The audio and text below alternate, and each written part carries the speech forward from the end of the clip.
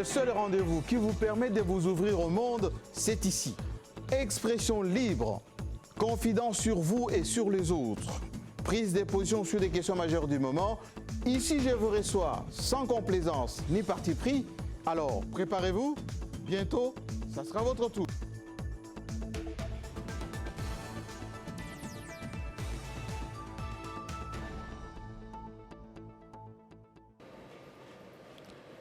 Je sais que vous attendez ce plateau avec beaucoup de précision, beaucoup de patience. Je sais également que vous avez attendu à poser des questions à notre invité du jour. Je sais également que la représentativité de ce grand professeur d'université, ces grands commis de l'État, ces grands Africains, n'est pas à démontrer aujourd'hui. Je vous prie de recevoir sur ce plateau celui qui fait la fierté de la République démocratique du Congo, le professeur Eli Kambokolo, que je demande de me rejoindre ici. Professeur, bonjour. Bonjour, bonjour. Merci beaucoup en tout cas d'avoir fait les chemins de Télé 50. Cette émission a été annoncée et attendue, beaucoup de questions reçues. Est-ce que tout va bien, professeur? Ah, ça va très bien. Je suis très content. Au moins, on va pouvoir discuter et expliquer certaines choses qui sont importantes pour le Congo d'aujourd'hui et de demain. Merci beaucoup. Alors, prenez ce fauteuil pour vous.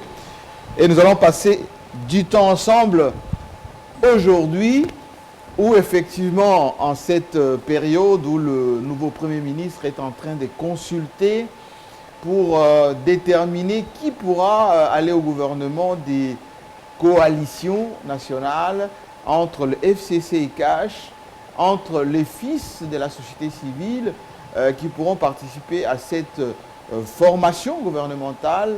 Des critères ont été édictés, mais surtout le mot d'ordre, c'est cohésion nationale, vivre ensemble dans cette coalition entre les forces du progrès. Alors, professeur, je vais vous présenter un tout petit peu, je sais que ce n'est pas exhaustif. Vous êtes Eli Kambokolo, notre compatriote, professeur dans plusieurs universités d'Europe, d'Afrique et nord-américaine. Vous avez été directeur à la prestigieuse grande école de hautes études en sciences sociales à Paris, très respecté. Vous êtes également producteur à Radio France Internationale dans une grande émission qui s'appelle Mémoire d'un continent, que nous suivons depuis plusieurs années. Vous êtes consultant à l'UNESCO sur des problèmes de culture et de développement. Vous êtes également professeur ici, chez nous. Vous êtes revenu à l'université de Kinshasa, vous enseignez l'histoire. Vous êtes aussi le président du comité scientifique de l'histoire générale de l'Afrique. Je sais que vous êtes plus que ça, Eli Kambokolo. Ce Congolais qui fait la fierté de notre pays à travers le monde. Est-ce qu'il y a des ponts que je n'ai pas présentés de vous? Non, je pense que vous avez à peu près tout dit, sauf peut-être que j'étais un adolescent au moment de l'indépendance, et donc que le 4 janvier 1959, je l'ai vécu. Ah oui. À Nyangwe, donc dans la commune de Lingwala aujourd'hui, et dans la bande de copains que nous formions ensemble, on était une vingtaine d'amis. Il y a entre 12 et 13 garçons qui ont disparu dans la nuit du 4 janvier 1959 et qu'on n'a plus jamais revus. Donc c'est clair qu'ils ont été fusillés et enterrés dans des fosses communes. Et quoi d'autre qu'on peut ajouter? J'ai également une autre passion qui est de connecter notre continent, en tout cas notre pays, avec d'autres continents. D'abord avec l'Amérique, le continent américain, aussi bien l'Amérique du Sud que l'Amérique du Nord, puisque à la Nouvelle-Orléans, la place où le jazz est né s'appelle Congo Square.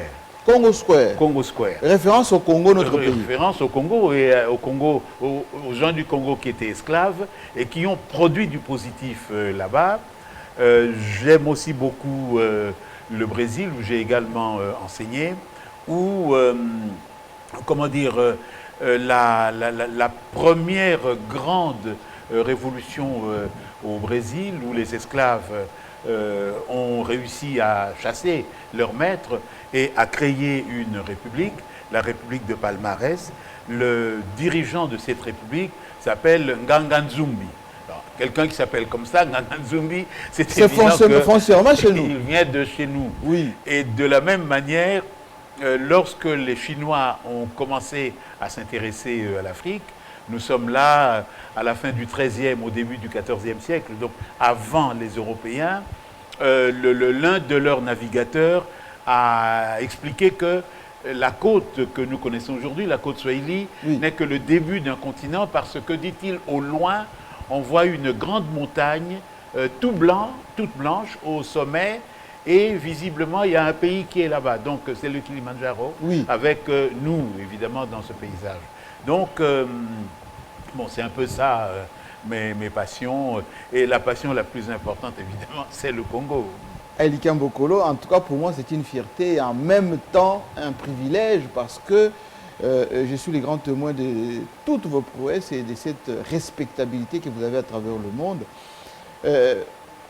L'histoire contemporaine, c'est également l'histoire de ce que nous sommes en train de vivre en ce moment. On reviendra à votre passion, qui est l'histoire, bien évidemment, mais j'aimerais que vous écoutez le président sortant, Joseph Kabila, son tout dernier discours qu'il a prononcé à la télévision nationale. Et juste après, ça va un tout petit peu installer le plateau que nous allons faire ensemble.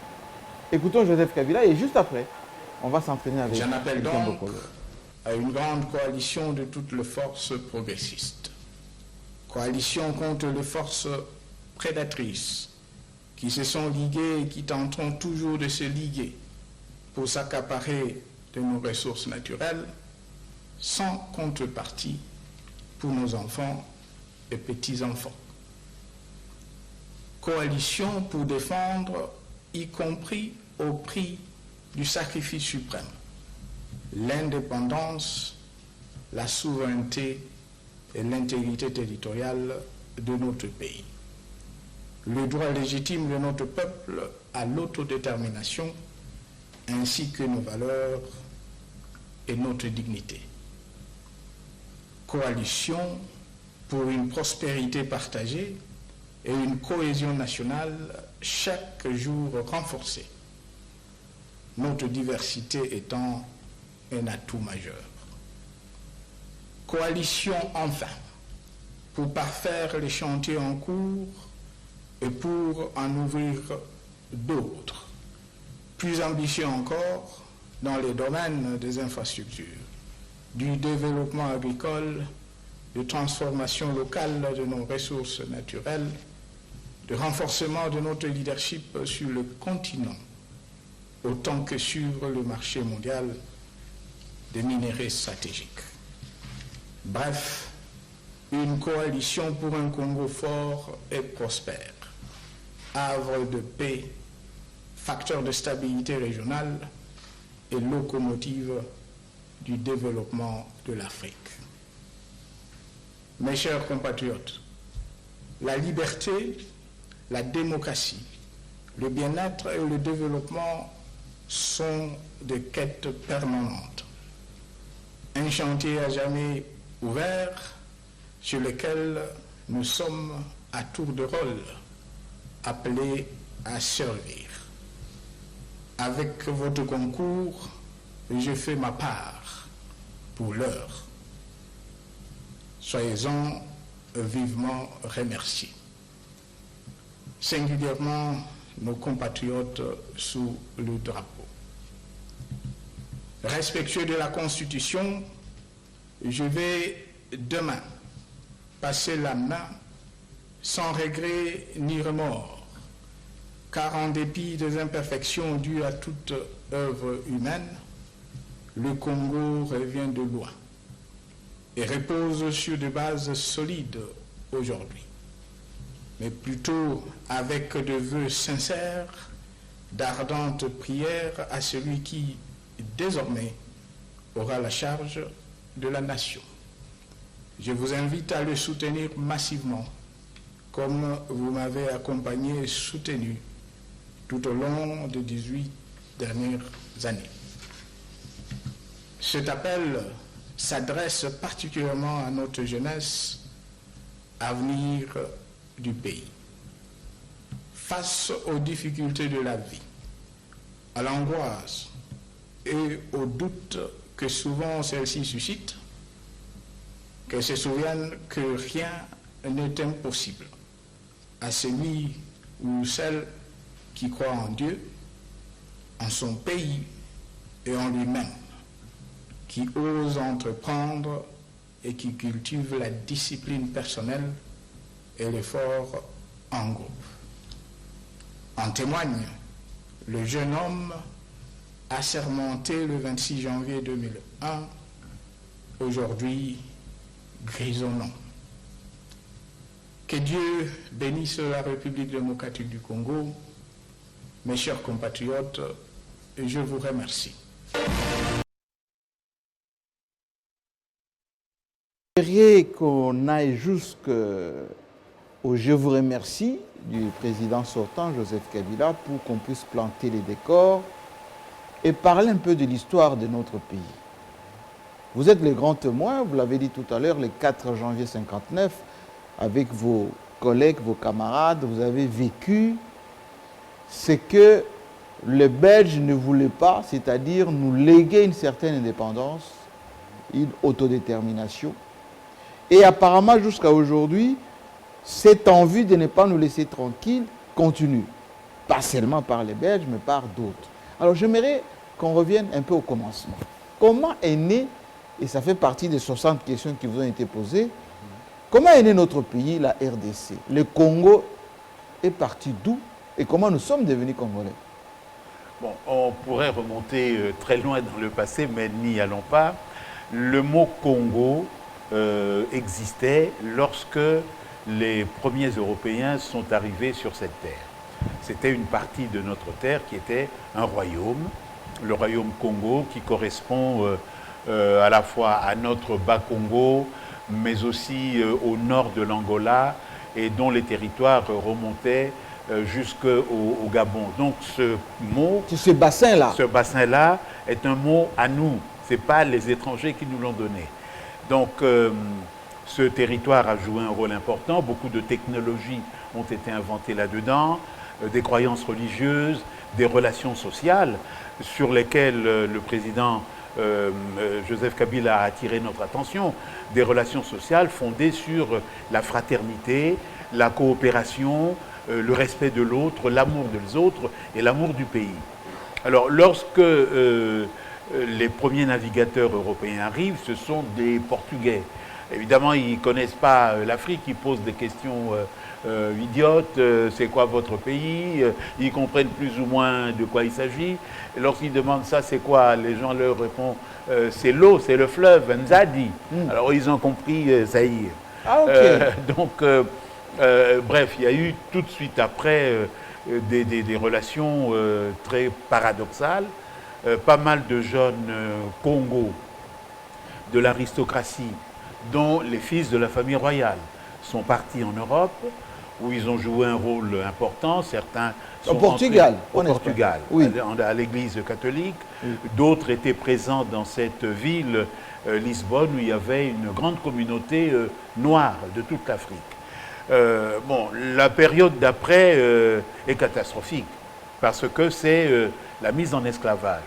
Alors, il y a des erreurs, des fautes que l'on commet en disant que les gens du Congo ont vendu leurs frères. Oui, c'est ça qu'on nous dit. C'est pas comme ça que ça s'est Aux passé. États-Unis, aux Antilles, par exemple, on dit, voilà, vous nous avez vendu, vous avez collaboré, typo, les autres, les chefs ont vendu, nous, qui sommes des esclaves aujourd'hui. Et en fait, il y a eu des rapts. Hein, les navires arrivent sur la côte avec des armes à feu, Oui. Se déversent sur les gens qui sont là, parce que nos ancêtres, sur la partie Bas-Congo, travaillaient l'eau de la mer et les ressources qui étaient là-dedans.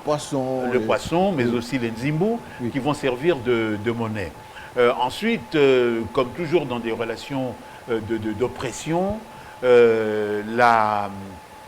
pour survivre, les gens préfèrent fuir, abandonner parfois leur famille, quelquefois prendre des gens d'une autre région pour les donner aux Portugais.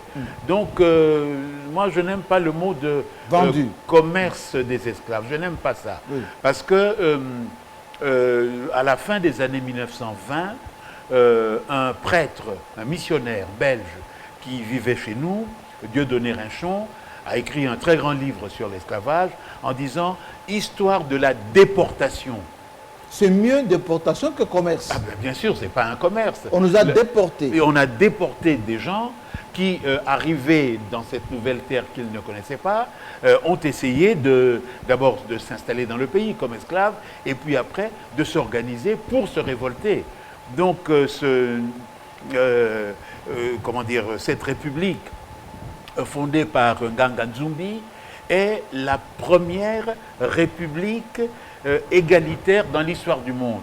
Égalitaire. Égalité entre les hommes et les femmes, égalité entre tous les habitants, noirs, métis, indiens comme on dit, blancs, tous ces citoyens sont égaux. Dans cette diversité-là. Dans cette diversité.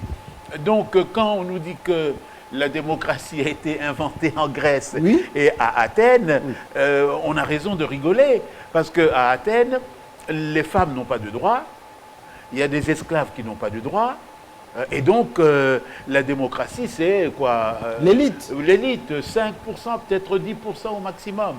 Donc toute cette histoire-là, je pense, est une histoire dont nous devons être fiers, parce que nous avions de grands États, de grandes communautés qui ont vécu, qui ont inventé, ailleurs ils exploitaient le cuivre, tout ça, qui connaissaient l'art de la pêche, enfin énormément de Et alors, choses. Comment on peut passer des Portugais, pas des Gokao et des autres, à la Belgique?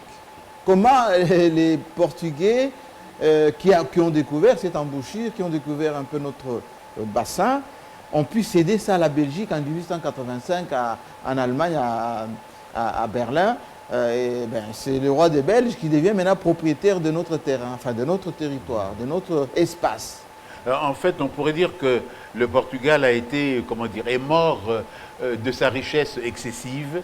Elle s'est laissée aller, richesse fondée sur quelque chose qui n'est pas très rentable. Quand vous faites des gens des esclaves, vous devez vous attendre un jour que ça s'arrête. Parce qu'ils se révoltent, notamment au Brésil, mais aussi en Europe même, il y a des gens qui commencent à dire, écoutez, Dieu nous a fait tous égaux, est-ce qu'on a raison d'aller prendre des gens... C'est tous en Amérique du Sud. Hein, en Amérique, bien sûr. L'Espagne, enfin le Mexique, un peu partout, ils avaient le Portugais, les Espagnols, ils prenaient beaucoup de territoires un peu plus loin là-bas. Et puis, n'oubliez pas que grâce à l'argent de la traite, des pays comme l'Angleterre, les Pays-Bas, une partie des ports belges, la France ont accumulé beaucoup d'argent. Et cet argent, c'est lui qui va permettre l'établissement de ce que nous appelons aujourd'hui le capitalisme. Le capitalisme dans les banques, le capitalisme pour financer les premières industries modernes. Et les Européens se rendent compte que les richesses de l'Afrique, ce n'est pas seulement les hommes. Il vaut mieux garder les hommes en Afrique et prendre plutôt les matières premières. C'est-à-dire que vous êtes en train de nous expliquer le développement de l'Europe, du monde capitaliste, de l'Occident en général, c'est consécutif aux richesses du Sud, notamment de l'Afrique. Oui, il n'y a pas un miracle de l'Occident, parce que l'Occident, a vécu sur le dos des autres. Alors, on ne peut pas remonter très très loin, mais tout le savoir de la Grèce, ça vient de l'Égypte. Ils ont pillé l'Égypte pour amener en Grèce. Amener les savoirs, les transformer. Ils ont, décapité l'Afrique en lui enlevant ses enfants les plus habiles, les plus fermes.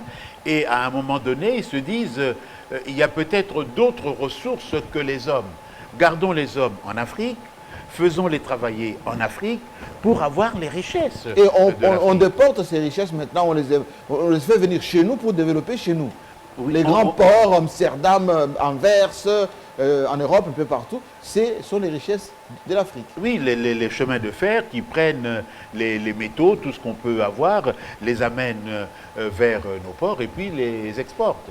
Donc c'est ça qu'on ne voit pas, c'est que le capitalisme financier est né de la traite des esclaves, le capitalisme industriel est né d'abord avec les capitaux de la traite et d'autre part avec les matières premières de notre continent. Et le rôle de la Belgique dans tout ça? Comment la Belgique, le roi Léopold II, est devenu subitement le propriétaire des Congolais et du Congo?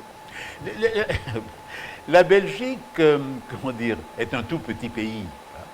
Jules César, le grand général romain, disait que la Gaule s'est divisée en petites peuplades et que les plus sauvages, ce sont les Belges. Oh.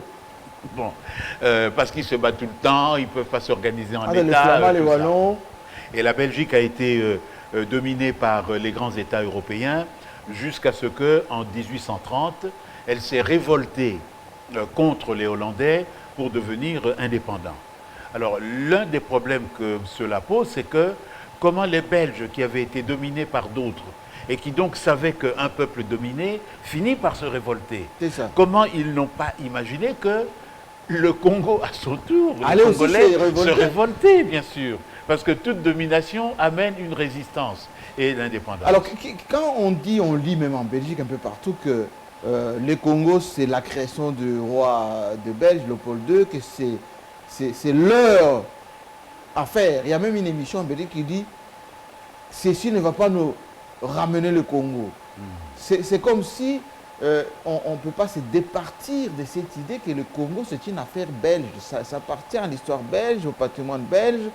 Quoi qu'on en dise, malgré l'indépendance, cette paternité, ce paternalisme plutôt sur le Congo doit rester éternel. Non, c'est inexact que le Congo est une création belge. Que d'une part, du Katanga, on pouvait aller jusqu'à la frontière maritime de l'Angola. Du Katanga, on pouvait aller jusqu'à la côte Swahili. Lorsque Stanley arrive ici, par l'Est, ce sont les Congolais qui lui montrent la route pour aller vers l'océan Atlantique. Ah bon? Donc, on ne peut pas dire que ce n'était pas encore le Congo, mais les gens avaient une connaissance de leur géographie et des activités qui faisaient qu'ils échangeaient entre eux. Il y a des langues qui commençaient à émerger. Le Swahili, c'est la langue de la côte qui commençait à se parler. Lorsque la colonisation s'installe, les gens parlaient Swahili et écrivaient en Swahili. Tipo Type, par exemple, a écrit ses mémoires en Swahili avec l'écriture arabe. Et donc, de dire qu'ils l'ont inventé, c'est des choses qu'il faut éviter d'apprendre aux enfants. Le Congo existait, la Belgique a réussi avec des tractations diplomatiques, des magouilles aussi on peut dire. Hein. Oui. La Belgique, comme c'était un tout petit État, on va dire le plus petit État à la conférence de Berlin, a s'accaparé ce territoire. Beaucoup des grandes puissances qui étaient là se disaient le roi des Belges va se casser la gueule et on pourrait récupérer. C'est trop grand. Et on va pouvoir le récupérer. Mais les Belges se sont rendus vite compte qu'il y avait beaucoup d'argent. Donc ces grandes puissances ont préféré investir à travers les banques belges au Congo en attendant qu'un jour les Belges se fatiguent ou qu'ils se décident à vendre. Comme en 1908. Exactement. Donc en 1908, lorsque Léopold II meurt, la question qui s'était posée, c'est que va devenir le Congo? Oui. La France, en 1885, avait déjà signé un de ces accords secrets pour dire si le roi des Belges se retire, nous sommes prêts à acheter le Congo. Oui. Et ça explique qu'aujourd'hui, et les Français, et les Belges, et les Anglais, qui étaient de l'autre côté, du côté de l'océan Indien et vers le sud, et les Allemands qui étaient au Tanganyika, et dont le Congo a reçu, enfin les Belges ont reçu le Rwanda et le Burundi, tout le monde se disait on pourrait accaparer ce territoire. Ce qu'ils n'ont pas su, c'est que entre 1885 et la mort du roi, le Congo s'est révélé extraordinairement riche. Donc, au lieu de dire c'était la propriété du roi, les Belges vont dire c'est notre propriété. Donc, quand Léopold II cède en 1908 ces territoires au Royaume de Belgique, les Belges eux-mêmes se sont accaparés du Congo pour le développer ou pour se servir du Congo au profit de la Belgique? Pour se servir du Congo au profit de la Belgique.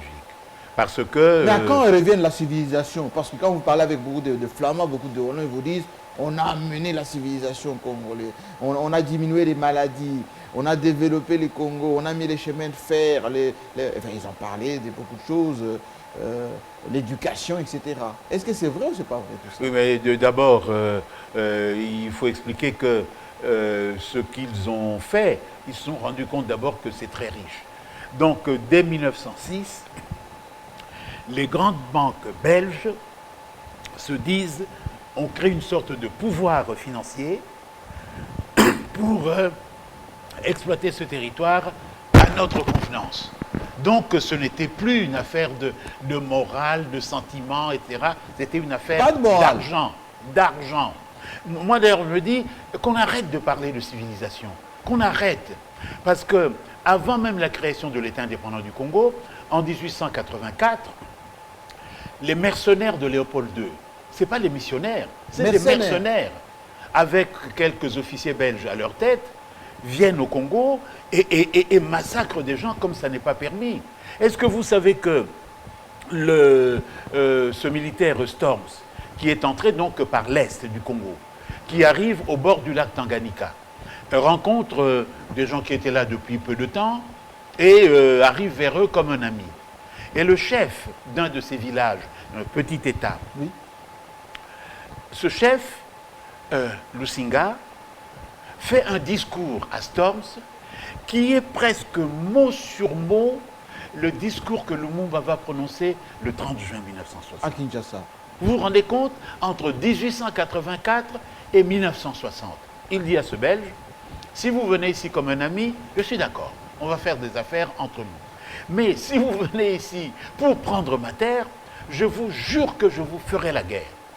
Et si je gagne la guerre, je vais couper votre tête et mettre ça à l'entrée de mon village, de ma capitale, pour que les autres Blancs qui voudraient venir ici comme vous, eh bien, ils subissent le même sort.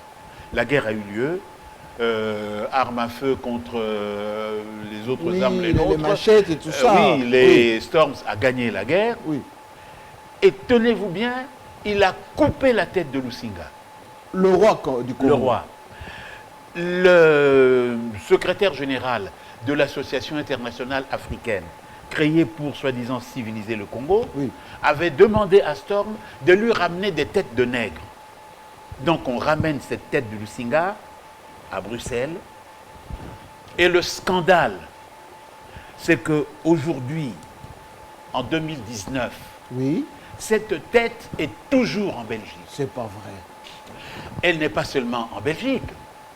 Elle est, comment dire, dans les caves ou le laboratoire de l'Université libre de Bruxelles. La tête de ce roi, la tête de Lusinga. Au Congo, de Businga. Lusinga. Cette tête est toujours là. Et comment les Belges, les intellectuels belges peuvent accepter aujourd'hui, et qui parlent des droits de l'homme, des civilisations, des scientifiques, que cette tête d'un roi du Congo soit encore là, exposée là? Quand vous entendez le discours du président Kabila, oui, on voit très clairement que nous sommes totalement décolonisés, émancipés. Ça n'est pas vrai des Belges. La colonisation est toujours dans leur esprit, dans leur mémoire.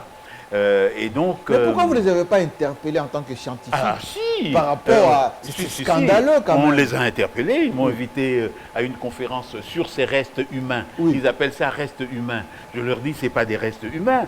Ce que vous avez fait et continuez à faire, ça s'appelle recel de cadavres. Et c'est condamné dans toutes les justices du monde. Ces choses ne peuvent pas rester ici. Ce sont des êtres humains qui doivent... Est-ce qu'on ne peut pas réclamer ces têtes, comme on le fait aujourd'hui pour les dents de Lumumba, comme un pays souverain peut réclamer son patrimoine, pour qu'on puisse venir les conserver chez nous, lui rendre hommage, des hommages dus à son roi, à ses rois du Congo. On rappelle que c'est un territoire de Tanganyika. Oui, et donc c'est un souverain. Le président Kabila, lorsqu'on a inauguré l'année dernière les nouveaux locaux du musée de Tervuren Oui. avait fait une grande interview pour le journal Le Soir, Oui. où il avait dit le Congo va réclamer tout ce qui lui revient. Et donc là-dedans, il y a les œuvres d'art et il y a aussi les restes humains. Il y a Lusinga, qui est probablement le premier que nous connaissons. Il y a aussi les corps de certains de nos soldats, de nos marins qui sont morts là-bas, notamment des gens qu'on emmenait pour les expositions coloniales, qu'on exposait au froid, qui sont morts et qu'on a enterrés comme ça à la va-vite. Je crois qu'au niveau des symboles et au niveau de la liaison entre le savoir et la politique, je pense que le Congo est en droit et même en devoir d'exiger, sinon réparation. On a aujourd'hui les ressources, on n'a pas besoin de réparer financièrement, mais on pourrait le demander, de demander que ces restes humains reviennent au Congo avec toute la dignité qui leur est due. C'est vraiment quelque chose. Alors, de Élie très Bokolo, important. vous êtes une sommité mondiale scientifiquement respectée. Ce rappel historique nous ramène à l'histoire immédiate de notre pays. Nous avons écouté tout à l'heure le président Kabila parler de l'alternance, du transfert pacifique du pouvoir, du vivre ensemble. Moi, je vous ai lu quelque part, quelqu'un m'a fait un témoignage, que nous avons, nous les Congolais, la tradition de cohésion, de vivre ensemble. Nos sociétés ont toujours passé de l'ancien au nouveau, tout en continuant à vivre ensemble. Expliquez-nous un peu comment on peut faire de l'alternance aujourd'hui, le réveil patriotique, une force de cohésion nationale. Oui, c'est-à-dire que une société, qu'elle soit petite ou grande, ne peut vivre avec ses habitants, leur donner du travail, leur donner la joie de vivre, la santé, etc., que s'il y a cette cohésion. C'est-à-dire, nous sommes cette terre qui est la nôtre et nous n'avons rien d'autre que cette terre. Donc, nous devons l'exploiter au mieux. Le président Kabila parlait de ces géants des matières premières qui sont en train, en réalité, de piller le Congo. Nous avons besoin de nos ressources le plus longtemps possible. Et nous avons besoin de ces ressources en faisant en sorte que tous les enfants du pays puissent en profiter. Donc cette exigence-là suppose, je ne dirais pas un minimum, plutôt un maximum de consensus, de cohésion entre les enfants du pays, pour dire que nous n'avons que le Congo, ce pays est riche, ces richesses nous reviennent, faisons en sorte que nous l'exploitions au mieux. Et alors pourquoi depuis 1960, les enfants du Congo ne s'entendent pas? On l'a vu entre Kasavubu et Lumumba. On l'a vu même lorsque Mobutu est resté avec les Tchombe. On l'a vu avec Mobutu et Tshisekedi. On a pendant tout ce temps entre ceux qui dirigent Laurent Désiré Kabila, Joseph Kabila, avec ses frères de l'opposition. Qui est derrière tout ça et pourquoi ça ne marche pas? Bon, disons que si on schématisait un peu, on dirait que dans l'histoire du Congo, il y a eu une tradition de battants. Ces résistants, le prophète Simon Kimbangu, les soldats qui ont été massacrés après la Deuxième Guerre mondiale, Kimpavita, tout ça. Oui. Il y a eu une tradition de la résistance, on va même dire de la résistance active, violente s'il le faut. Et puis, il y a d'autres postures, notamment les postures de la négociation ou les postures de la complicité avec ceux qui vous dominent. Donc, dans tout système de domination, il y a des gens, souvent minoritaires, qui acceptent cette domination. Le problème pour nous est de savoir quand est-ce que ça a commencé, comment ça a été fait. Oui. Donc, on peut penser que le système administratif mis en place a fait qu'un certain nombre d'individus légitimes parce que c'était leur fonction ou illégitimes parce que c'est la colonisation qui les a nommés, qui trouvaient qu'ils gagnaient leur truc. Ce qu'on peut appeler dans ce les système. évolués, les collaborateurs. Voilà, il y a des soldats de la force publique, Oui. il y a quelques petits fonctionnaires de l'État, et puis ça nous commençons à le savoir parce que les archives sont ouvertes, probablement à partir de 1945, lorsque donc les Américains, pendant la Deuxième Guerre mondiale, avaient découvert comment fabriquer une bombe atomique. Mais il leur fallait des matières premières pour fabriquer ça. Et ces matières se trouvaient au Congo. Fungurume. Oui. Donc ils se sont dit, attention, attention, ce pays-là est très important. Donc toutes les forces, disons, patriotiques, on va essayer de les avoir avec nous. N'oublions pas que la première ambassade étrangère dans cette Afrique centrale a été une ambassade, on dit centre culturel, mais ambassade aussi, américaine ici au Congo. Ah bon? Donc, on était les intérêts américains installés en Afrique centrale à partir du Congo. Oui, soit directement, soit par le biais des banques belges. Oui. Donc, pour ces gens, l'indépendance, oui, mais pas n'importe comment. Et pas avec n'importe qui. Donc, on parle souvent des évolués. C'est vrai qu'ils ont joué un rôle non négligeable. Mais moi, enfant de Kinshasa, je dirais que je crois davantage au peuple de Kinshasa. Sans le 4 janvier 59, il n'y aurait jamais eu d'indépendance. On aurait eu peut-être en 2000, quelque chose comme ça. En 2000, parce qu'il y avait le plan Van Bilsen, qui donnait l'indépendance en 1980. Voilà, non, 30 ans, ça nous conduisait en 1985-86. Oui. Or, la société était mûre pour l'indépendance immédiate. Et donc, on commence à étudier ça dans ce qui va devenir la classe politique congolaise. Donc, les hommes politiques, mais aussi les jeunes qui commencent à fréquenter les universités. On a des traces aujourd'hui du fait qu'on a commencé à distribuer, on va dire, des valises d'argent. Pour manipuler les Congolais. Vous allez être indépendants, mais ne nous oubliez pas. C'est nous qui sommes là pour développer votre pays. Voilà, on vous donne les moyens. C'est ça. Allez aux élections. Quand vous allez gagner, pensez à nous. Donc, le verre était déjà dans le fruit. Donc, dans les années 50 déjà. Disons entre 55, 56. Avec le réveil, il y avait une revue qui s'appelait La Conscience africaine. Oui. Avec les Maloula, les Kanza. C'est ça, avec toute l'Afrique qui bouge, l'Afrique de l'Ouest notamment, avec Kwame Nkrumah, pensait que nous avions beaucoup de gens ici qu'on appelait les popos. Oui. Donc les gens de la côte ouest africaine, Ghana, Togo, etc., lesquels rapportaient les mots d'ordre d'ici. De là-bas, on avait beaucoup de Camerounais aussi. Le Cameroun, avec l'un de ses grands partis, était en guerre contre la France. Donc l'UPC. L'UPC. Il y avait la Centrafrique où un abbé, Boganda, parlait de la République centrafricaine. C'est-à-dire nous, le Congo, avec le Congo-Brazza, avec la Centrafrique, avec le Cameroun, on formerait un grand État en Afrique centrale. Évidemment, les Européens ne pouvaient pas supporter ça. Et donc, c'est une espèce de panafricanisme, un peu style Kwame Nkrumah, que Lumumba a emprunté par rapport avec le fameux congrès de Dakar. Absolument, oui. Mais la question qui me préoccupe, moi, c'est est-ce que nous, Congolais, nous sommes si naïfs pour nous laisser souvent emporter dans cette manipulation de domination qui ne nous laisse pas les champs libres pour nous développer.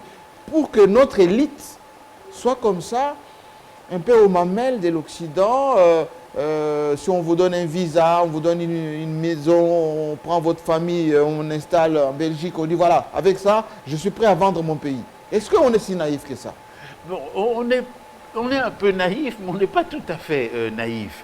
Le système colonial belge a opprimé les classes moyennes. Il n'y avait pas de classe moyenne indépendante. Donc l'oppression, pour faire peur. L'oppression. Donc malgré ça, un petit nombre d'entrepreneurs ont pu émerger. Un tout petit nombre. Donc l'un des plus fameux ici à Kinshasa, c'est celui qui a créé l'hôtel Jean-Col.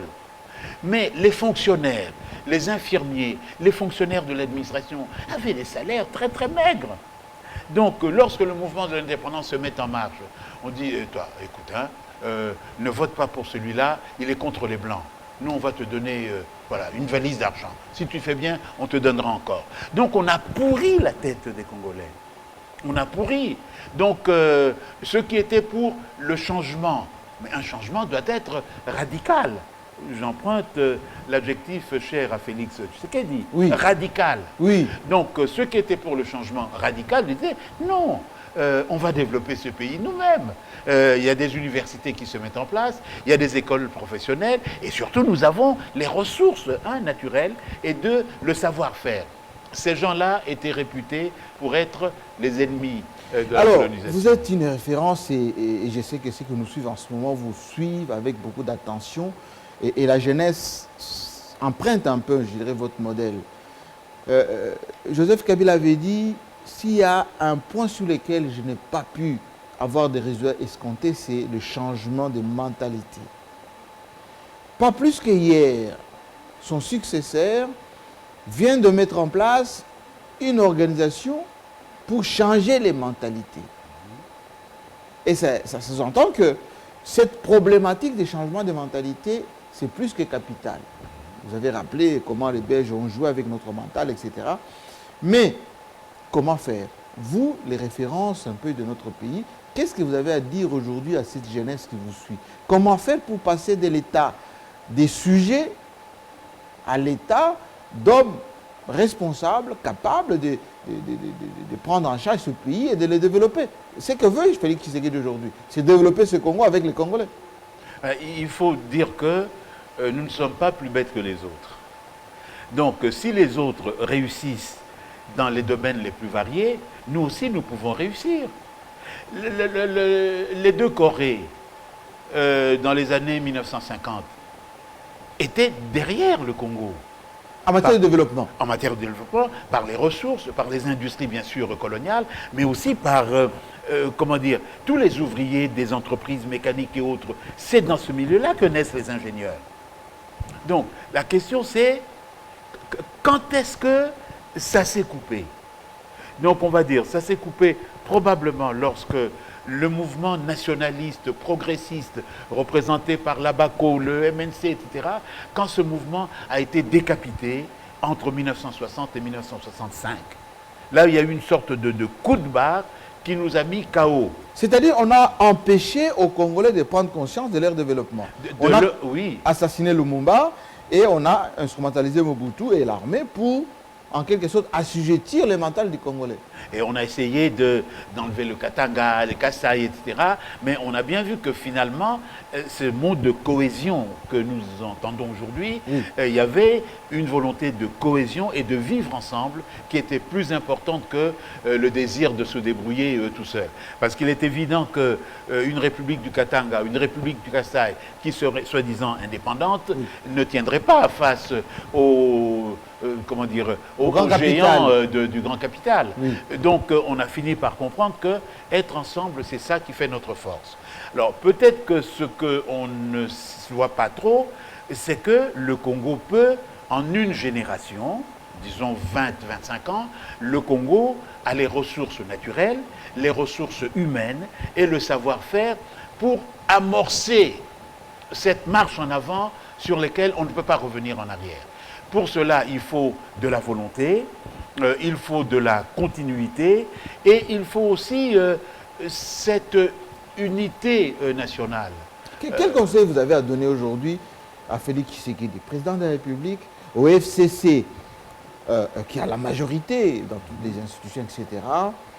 Parce qu'il y a beaucoup de pression pour qu'il y ait séparation, pour qu'il y ait divorce.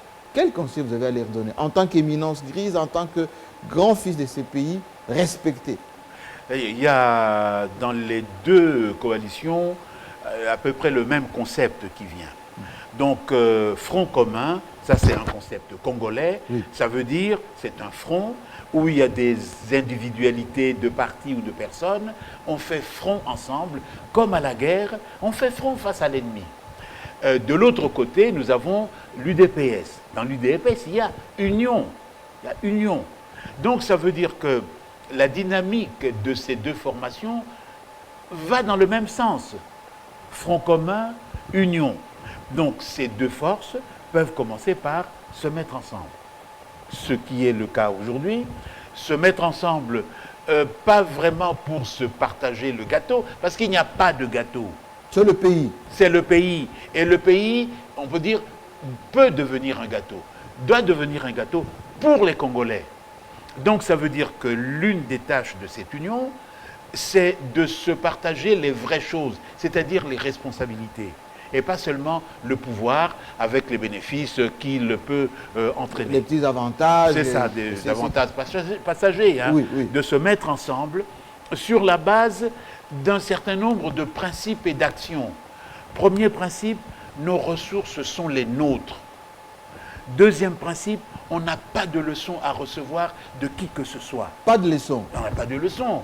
Et troisième principe, c'est que les ressources du Congo servent d'abord au Congo et aux Congolais. D'où le code minier. D'où le code minier. Pour la première fois, 30% doit Oui. revenir au trésor congolais. D'où le code minier. Et vous savez sans doute que ce code minier nous a valu des inimitiés incroyables dans le monde occidental. Et est-ce qu'on imagine aujourd'hui qu'une compagnie congolaise aille exploiter le cuivre du Minnesota aux États-Unis? Non. Est-ce qu'on imagine que des hommes d'affaires du Congo aillent acheter des milliers d'hectares en France? C'est impossible. Et pourquoi eux, ils auraient ici des droits que nous, on ne peut pas avoir chez eux? Donc, dans la vie, c'est donnant-donnant. Si je te donne, ou si tu prends par la force des choses chez moi, je dois pouvoir faire la même chose chez toi. Si ce n'est pas possible, vous venez chez nous, on vous dit, vous voulez ça, ça coûte autant. Vous ne voulez pas? Bon, passez votre route, d'autres gens vont venir l'acheter. Et donc ça, c'est la grande bataille que le président doit mener, et une grande bataille qui avait commencé déjà il y a quelques années. Lorsqu'on disait les élections n'auront pas lieu parce que le président veut rester au pouvoir, on oubliait que la première fois qu'il a été élu le président Joseph Kabila a fait sa première grande interview à un journal africain, Jeune Afrique, Oui. qui lui a demandé, mais autour de vous, là, au Gabon, au Congo, les présidents restent au pouvoir pendant longtemps. Vous, qu'est-ce que vous allez faire? Vous allez faire 2, 3, 4 mandats? Il dit, je ferai au maximum 2 mandats. Comme la Constitution m'autorise. Comme la Constitution. Parce que, ajoute-t-il, monsieur, vous devez savoir que le pouvoir, ça use les gens. Absolument. Donc, au bout de 2 mandats, je pense que je vais me retirer. Bon, cela dit, il n'est pas vieux. Et rien, éventuellement, ne lui interdirait de se représenter une autre fois. Alors, je vais poser cette question parce que, est-ce qu'il y a des symboles pour un État qui doit être protégé dans l'histoire d'un pays? Je vois l'Israël, quand on parle de la Shoah, par exemple, les cimetières juifs, on n'y touche pas. Je vois en France, même les monuments représentant les figures emblématiques, De Gaulle, tous ces philosophes, on n'y touche pas. La jeunesse doit retenir quoi du devoir de la mémoire dans notre pays? Ça, c'est une question vraiment très importante qui est liée aussi à l'enseignement de l'histoire, qui est liée à ce que font les médias, notamment la télévision, c'est important, pour consolider cette mémoire. Et donc, aujourd'hui, les gens disent, oui, ces gens de l'Est, ils nous embêtent, il y a toujours des guerres là-bas, mais c'est notre pays.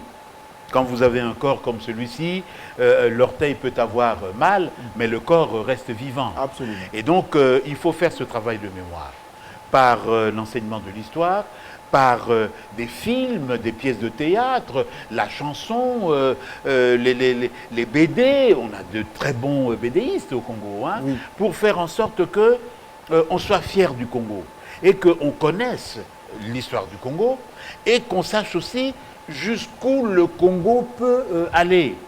Donc, il y a eu des rois en Europe qui disaient jusqu'où ne pourrais-je pas monter? Donc, il faut se dire que le Congo a la capacité de monter jusqu'au plus haut. En 1949, les Chinois, c'est des gens sur lesquels on crachait. Les Européens allaient là-bas. Bon, excusez-moi, Oui. ils allaient dans les bordels, ils allaient fumer de l'opium. La Chine était devenue le déversoir du monde occidental. La Chine. Notre Chine d'aujourd'hui. La toute puissante Chine aujourd'hui. Oui. Donc, lorsque le pouvoir change entre les mains des communistes, Mao Tse-tung et ses amis disent, dans une génération, il faut que nous soyons assez forts pour que les Européens ne puissent jamais refaire ce qu'ils ont fait dans ce pays. Comment faire? Le développement économique. Et comment le développement industriel. Et quelles industries? Les industries de base, oui, mais aussi et le plus rapidement possible les technologies les plus performantes aujourd'hui. À commencer par la bombe atomique, qu'ils ont déjà.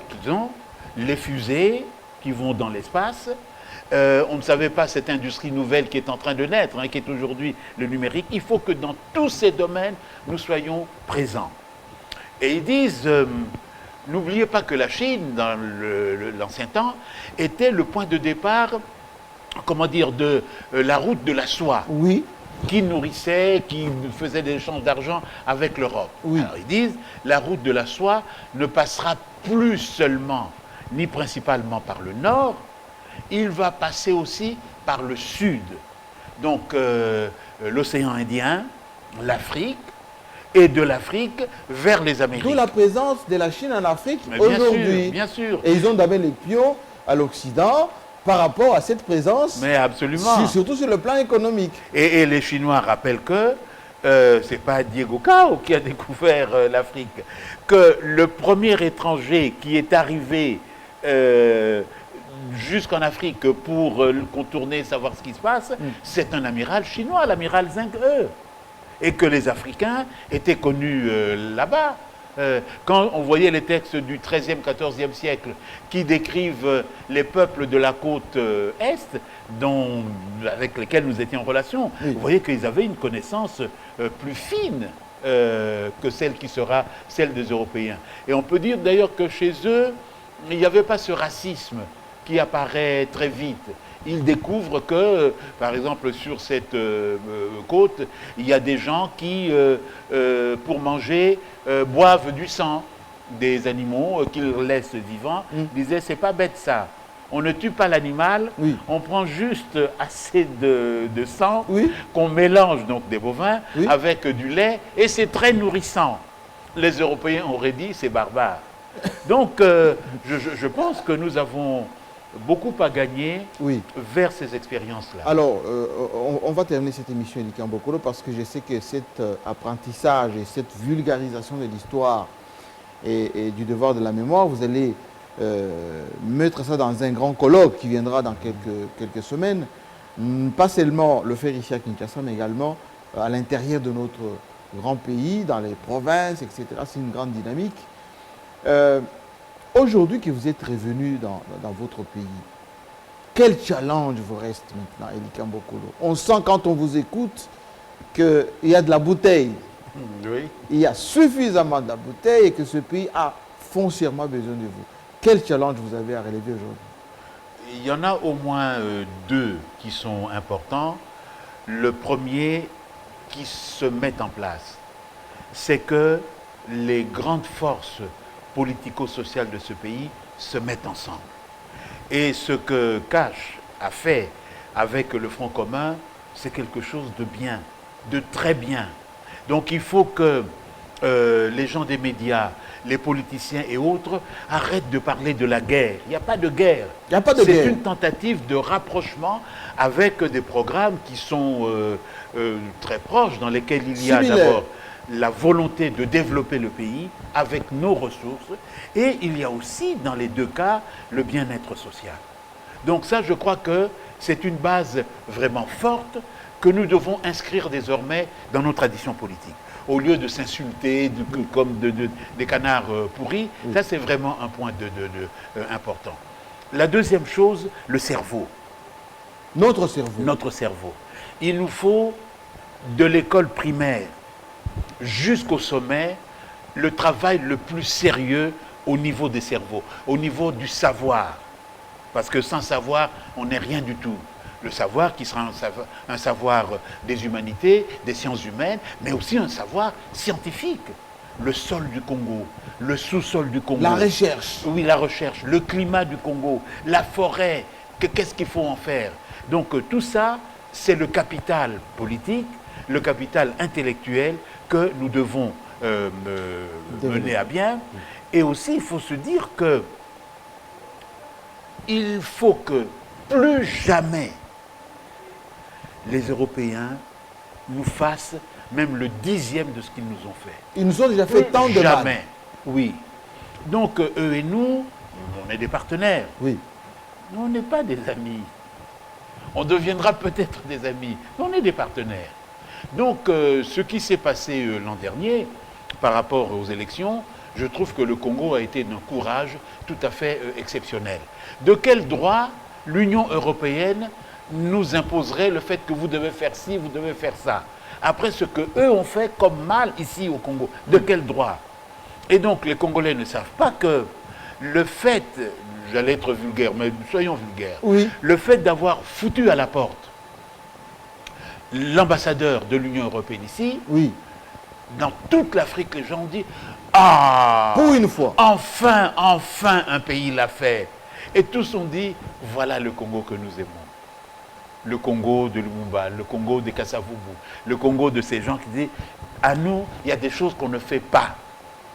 Et donc c'est ça que nos jeunes doivent se dire « On ne fait pas ». Et il faut aussi, bien sûr, que, et je pense que les médias sont importants par rapport à ça, que l'image exagérément forte, belle, tout ça de l'Europe, il faut un peu tempérer ça. Et peut-être montrer comment les Européens vivent et comment nos frères vivent là-bas. Les fameux gilets qui troublent toute l'Europe, l'immigration, les droits de l'homme, le signe d'une crise profonde des sociétés européennes.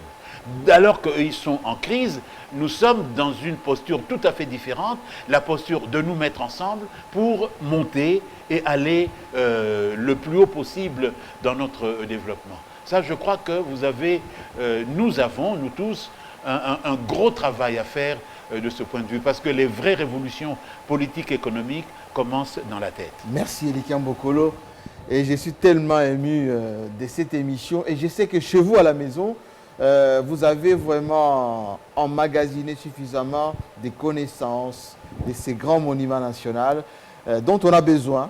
Et on prie que dans ce gouvernement qui arrive, qu'une place nous soit vraiment réservée et c'est levé, je pense, de tous les Congolais. Merci Elikia Mbokolo. Merci beaucoup à vous de m'avoir. Allez-y, professeur. Merci. Moi, je vous remercie parce que cette émission, elle est importante pour nous permettre de faire le point sur le Congo d'aujourd'hui, de ses valeurs sûres, de ses valeurs qui font la fierté de notre pays.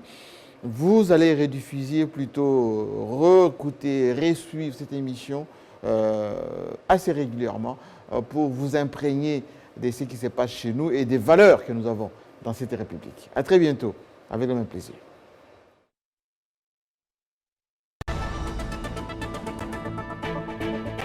Le seul rendez-vous qui vous permet de vous ouvrir au monde, c'est ici. Expression libre, confidence sur vous et sur les autres, prise de position sur des questions majeures du moment. Ici, je vous reçois sans complaisance ni parti pris. Alors, préparez-vous, bientôt, ça sera votre tour.